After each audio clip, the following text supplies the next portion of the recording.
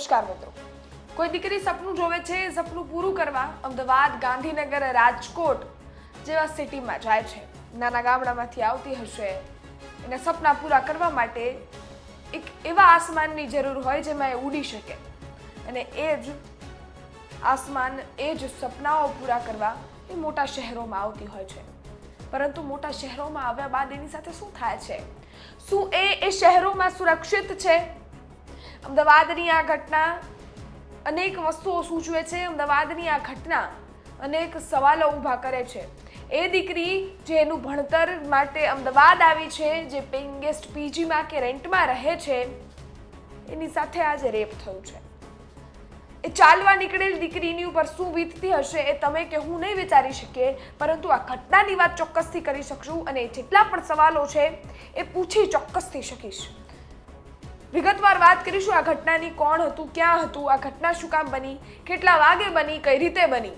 પરંતુ એ પહેલા કહું, તમે ગુજરાત તકનો ક્રાઇમનો શો જોઈ રહ્યા છો, આપની સાથે હું જ્યોતિકા।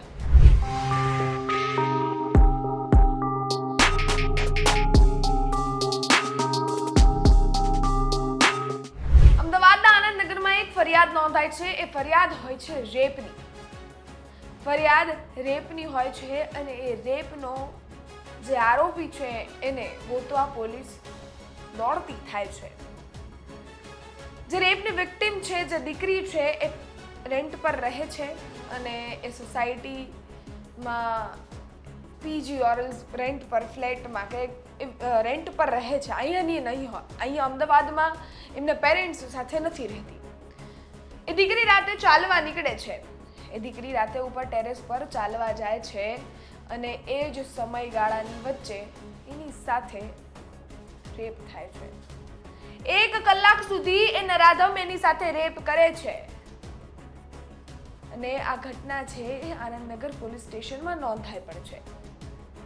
આરોપીને ગોતવા માટે પોલીસ એના ચક્રો છે ગતિશીલ કરે છે, અને ટીમો બનાવી એને ગોતવાનો પ્રયત્ન કરે છે।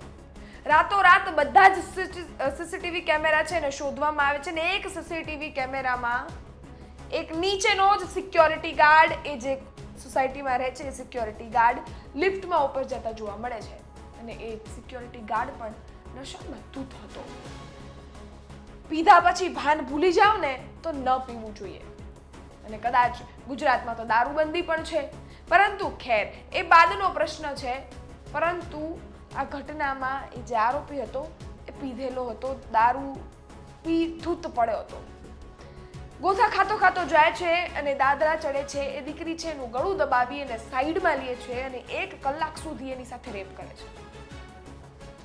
એ રેપ કર્યા બાદ ફરાર થઈ જાય છે, અને પોલીસ છે એને એ જ રાતે સીસીટીવી કેમેરામાં ને આજુબાજુના લોકોની બાતમી અનુસારથી પકડી પાડે છે।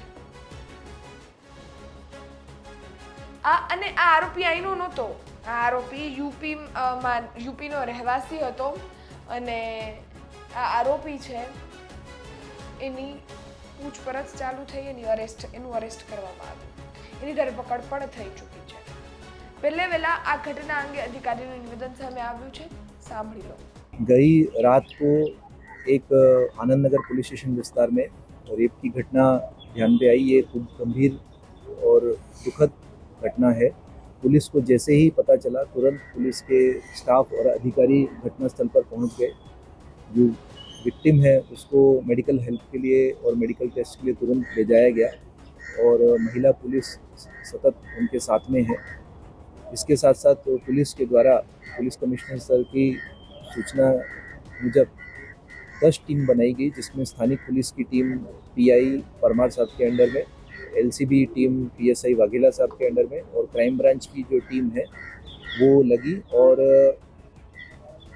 रात को ही सभी जगह पर सीसीटीवी चेक किए गए, और टीमों बनाकर पूरे विस्तार की कॉम्बिंग की गई, और हेबतपुर विस्तार के आसपास इस आरोपी को पुलिस के द्वारा बातमी के द्वारा पकड़ा गया है।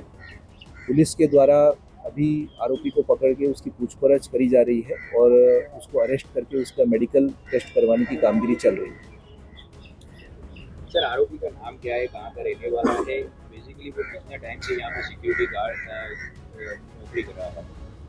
आरोपी जो पकड़ा गया है उसका नाम धर्म सिंह है। वो हरदोई का रहने वाला है। वो लगभग 4 साल से अलग अलग सिक्योरिटी एजेंसी में काम करता था। यहाँ पर इस सोसाइटी के अंदर वो लास्ट 4 दिन से ही आया था और पुलिस के द्वारा जो सिक्योरिटी एजेंसी है उसकी चेकिंग चल रही है और इसकी भी ज़्यादा पूछपरछ चल रही है कि इसका कोई गुनाहित इतिहास है या नहीं। सर जो लड़की है वो यहाँ पे अकेले रहती थी या उसके साथ में कभी रहता था? अभी प्राथमिक रूप से ऐसा जानने में मिला है कि वो यहाँ पर रेंट पर रहती थी और उनके साथ में भी दूसरे थे और पुलिस के द्वारा उनको पूरी काउंसलिंग और पूरी मदद करी जा रही है और मेडिकल हेल्प भी की गई है। આપણે સાંભળીએ પોલીસ અધિકારીને જેમણે સમગ્ર ઘટનાની માહિતી આપી। આ આખી એ ઘટના છે, એની શરૂઆત, એનો અંત બધું જ કહ્યું। સવાલોની વાતની શરૂઆત કરીએ તો શું ગુજરાતમાં દીકરીઓની સુરક્ષા હવે કેટલી મહત્વની રહી છે? કારણ કે જે રીતે રેપનો રેશિયો વધી રહ્યો છે, સવાલ ઊભા થઈ રહ્યા છે કે દીકરી સુરક્ષિત ક્યારે મહેસૂસ કરશે। સવાલ તો એ પણ છે કે જે લોકો આવા કૃત્યો કરે છે એના ઘરમાં પણ બેન દીકરીઓમાં હશે, ત્યારે એની ઉપર કોઈ આંગળી ઉપાડે ત્યારે તો તમારો જે અંદરનો માણસ છે જાગી જાય છે, તમારો મેલ ઈગો સામે આવે છે। તો બીજાની દીકરીઓ પર નજર નાખતા, હાથ નાખતા એકવાર પણ શરમ નથી આવતી? એ સૌથી મોટા સવાલ સાથે હજી એક વસ્તુ કહેતી જાઉં કે આ ઘટનાઓ સામે આવે ને ત્યારે આપણે આ રીતે વાત તો કરી લઈએ, પોલીસ કામ પણ કરે, એ આરોપી પણ પકડાય, પરંતુ સુધારો ક્યારે આવશે? એ દીકરીઓ જેનું ફ્યુચર, જેનું કરિયર બનાવવા આવ્યું હોય છે, એ દીકરીઓ સુરક્ષિત ક્યારે મહેસૂસ કરશે? અને આવા લોકોના કારણે જ દીકરીઓને ઘરની બહાર નીકળતા પણ કદાચ ડર લાગે છે અને એના મા બાપ એને એ ગામડામાંથી બહાર સુધી નથી આવવા દેતા અને એનું કરિયર ત્યાં ને ત્યાં ઊભું રહી જાય છે, સ્થગિત થઈ જાય છે। એનું કારણ આની જેવા લોકો છે। કહેવાય ને કે એકની હાય હજારો લઈ ડૂબે છે। સાહેબ, તો એ માસૂમની હાય તમને શું લાગી હશે? હાય તો જવા દો, આવા લોકોને તો કશું ફરક પડે ના પડે, ખેર, પરંતુ આવી ઘટનાઓ સામે આવે ને ત્યારે રૂવાડા ઊભા થાય, સવાલો ઊભા થાય અને સવાલ એક જ થાય, સુધારો આપો, દીકરીઓને સુરક્ષિત મહેસૂસ કરાવો। તમારું શું માનવું છે કમેન્ટ કરજો। આખી એ ઘટના છે એને લઈ તમારું આપના અભિપ્રાય, આ ઘટના બાદ સુધારો ક્યારે આવશે, શું માનવું છે તમારું આખી એ વસ્તુને લઈ કમેન્ટ બોક્સમાં કમેન્ટ ચોક્કસથી કરજો। ફરી મળીશું આવતીકાલે 9 વાગે નવી ક્રાઇમ સ્ટોરી સાથે। ત્યાં સુધી સજાગ રહો, સુરક્ષિત રહેજો। ધન્યવાદ।